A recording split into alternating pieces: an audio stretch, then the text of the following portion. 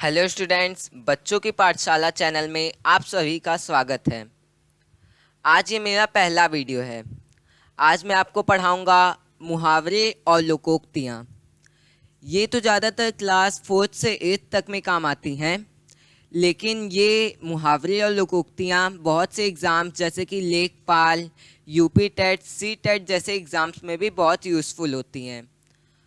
आप में से बहुत से बच्चे सोच रहे होंगे कि सबसे पहले हम हिंदी का ये वीडियो क्यों लाए हैं।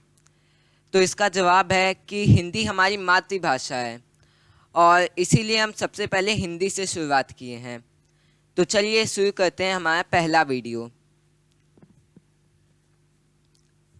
तो ये मैंने मुहावरे की परिभाषा दी है। तो कोई ऐसा वाक्य या वाक्यांश जो अपने सामान्य अर्थ को छोड़कर कोई विशेष अर्थ ग्रहण करता है, वो मुहावरा कहलाता है। अब आप लोग समझ गए होंगे ना कि मुहावरे की परिभाषा क्या होती है। कोई ऐसा वाक्य या वाक्यांश जो अपने सामान्य अर्थ को छोड़कर कोई विशेष अर्थ ग्रहण करता है, उसे हम मुहावरा कहते हैं। तो चलिए अब आगे मैंने कुछ महत्वपूर्ण मुहावरे दिए हैं जो कि बहुत से एग्ज़ाम्स में पूछे जाते हैं। तो पहला मुहावरा है अपना उल्लू सीधा करना। इसका अर्थ मैंने यहाँ पे दिया हुआ है रेड कलर में। उसका मतलब होता है स्वार्थ पूरा करना। और ये इसका आगे वाक्य प्रयोग, मनिंदर खेल में अपना उल्लू सीधा करना जानता है। मतलब मनिंदर खेल में अपना स्वार्थ पूरा करना जानता है। तो अब आप लोग समझ गए होंगे कि अपना उल्लू सीधा करना, इस मुहावरे का क्या अर्थ होता है, स्वार्थ पूरा करना। तो चलिए अगला मुहावरा देखते हैं। अगला मुहावरा है हमारा अंग अंग ढीला होना, जिसका अर्थ है थक जाना। इसका वाक्य प्रयोग, दिन भर काम करते करते मेरा अंग अंग ढीला हो गया। ऐसा शायद आप लोगों के साथ भी बहुत बार हुआ होगा। आप लोग दिन भर बहुत काम किए होंगे तो आपके भी अंग अंग ढीले हो गए होंगे, यानी कि मतलब आप थक गए होंगे। तो चलिए अगला मुहावरा देखते हैं हमारा। तो हमारा तीसरा मुहावरा है आंसू पोंछना, जिसका अर्थ होता है सांत्वना देना। और इसका वाक्य प्रयोग, इस दुख की घड़ी में मेरे आंसू पोंछने वाला कोई नहीं है। जैसे कि बहुत से लोग होते हैं जिनके घरों में दुखद घटना घट जाती है, तो वो लोग सोचते हैं कि काश हमारे पास कोई आंसू पोंछने वाला होता, मतलब काश हमें कोई सांत्वना देने वाला होता। तो अब आप लोग समझ गए होंगे कि आंसू पोंछना जिसका अर्थ होता है सांत्वना देना। तो चलिए अगले मुहावरे पे चलते हैं। अगला मुहावरा है आस्तीन का सांप, जिसका अर्थ होता है कपटी मित्र। इसका वाक्य प्रयोग, विपिन को नितिन पे बहुत विश्वास था, लेकिन वो तो आस्तीन का सांप निकला। मतलब कि ऐसा आप लोगों की लाइफ में बहुत बार हुआ होगा कि आप किसी अपने दोस्त पे बहुत विश्वास किए होंगे और वो धोखेबाज निकला होगा, यानी कपटी निकला होगा। तो अब आप लोग जान गए होंगे कि आस्तीन का सांप, इसका अर्थ होता है कपटी मित्र। तो चलिए अगले मुहावरे पे चलते हैं हमारे। तो अगला मुहावरा है अंधे की लकड़ी। इसका अर्थ होता है एकमात्र सहारा। और इसका वाक्य प्रयोग, वह अपने माता पिता के लिए अंधे की लकड़ी जैसा है। बहुत से माता पिता होते हैं जिनका केवल एक ही बेटा या बेटी होती है, तो वो उनके लिए एकमात्र सहारा होती है। तो आप लोग समझ गए होंगे कि अंधे की लकड़ी जिसका अर्थ होता है एकमात्र सहारा। तो चलिए हमारे छठे मुहावरे की तरफ चलते हैं। तो हमारा छठा मुहावरा है ईद का चांद होना, जिसका अर्थ होता है बहुत कम दिखाई देना। इसका वाक्य प्रयोग, जब से अमित ने टाइपिंग सीखी है तब से तो वह ईद का चांद हो गया है। तो मतलब जैसे आप लोग भी बहुत बार किसी को नहीं दिखते होंगे, तो आपका कोई दोस्त आपसे मिलता होगा तो बोलता होगा, क्या जी तुम तो ईद के चांद हो गए, मतलब तुम बहुत कम दिखाई दे रहे हो। तो अब आप लोग समझ गए होंगे कि ईद का चांद होना, इसका अर्थ होता है बहुत कम दिखाई देना। तो चलिए हमारे अगले मुहावरे की तरफ चलते हैं। हमारा अगला मुहावरा है उड़ती चिड़िया पहचानना, जिसका अर्थ होता है अनुभवी होना। इसका वाक्य प्रयोग, सरला को कम मत समझना, वह उड़ती चिड़िया पहचान लेती है। और मतलब अब आप लोग को याद हो ही गया होगा कि उड़ती चिड़िया पहचानना, इसका अर्थ क्या होता है? अनुभवी होना। तो चलिए हमारे 8वें मुहावरे की तरफ बढ़ते हैं। तो हमारा 8वां मुहावरा है, 1 और 1 11 होना, मतलब संगठित होना। इसका वाक्य प्रयोग, उन दोनों भाइयों को कमज़ोर मत समझना, वो 1 और 1 11 हैं। तो अब आप लोगों को याद हो गया होगा कि 1 और 1 11 मतलब संगठित होना। तो चलिए आगे हमारे 9वें मुहावरे की तरफ चलते हैं। हमारा 9वां मुहावरा है कमर कसना, यानी कि तैयार होना। इसका वाक्य प्रयोग, अर्पित परीक्षा देने के लिए कमर कस चुका है। जैसे कि आप लोग भी बहुत से काम करने के लिए कमर कस चुके होंगे, तो जैसे कि इसका हम लोग बोल सकते हैं कि कमर कसना, तैयार होना।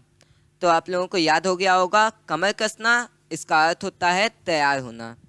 तो चलिए हमारे 10वें और लास्ट मुहावरे की तरफ आगे बढ़ते हैं। तो हमारा अंतिम मुहावरा है कोल्हू का बैल, यानी परिश्रमी व्यक्ति।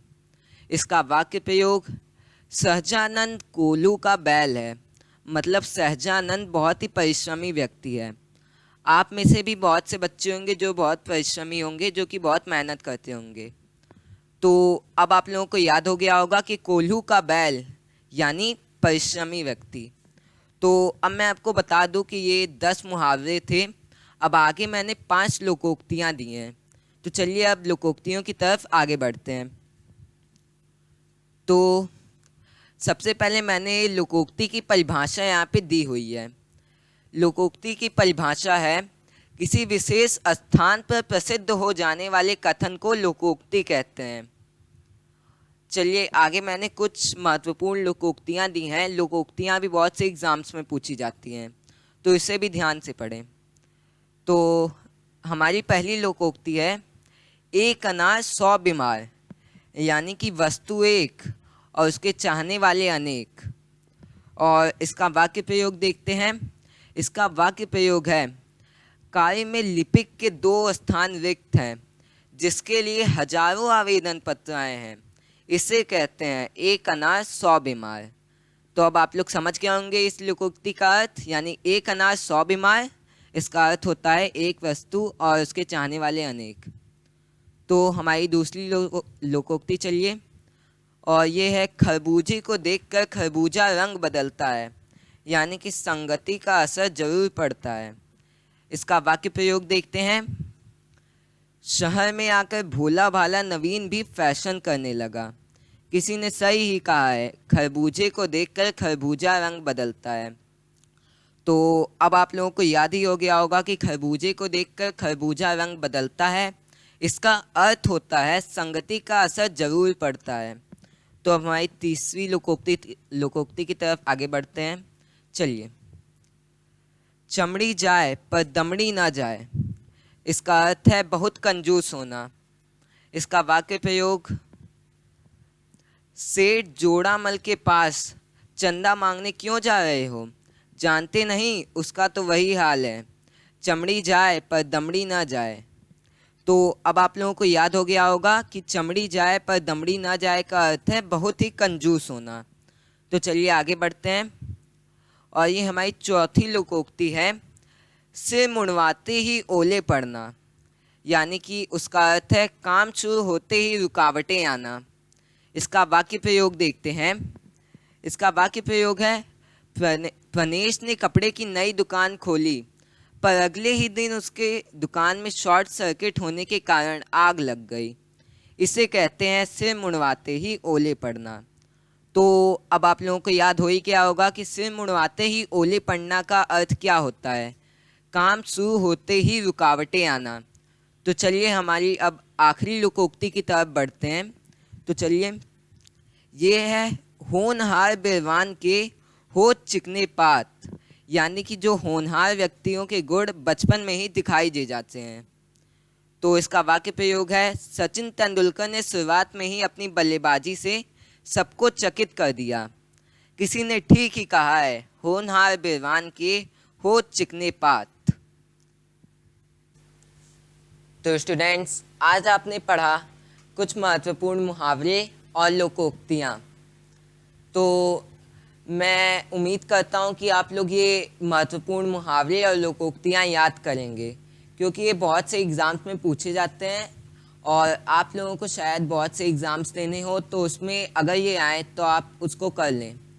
तो चलिए, अब आपका भी कुछ फ़र्ज़ बनता है। ये हमारा पहला वीडियो था, तो आपका भी ये फ़र्ज़ बनता है कि आप इस वीडियो को बहुत शेयर करें, क्योंकि बहुत से बच्चे होते हैं जो ये सब नहीं जानते हैं, तो उन तक भी ये वीडियो पहुँचे और उन्हें भी इसका फ़ायदा मिले।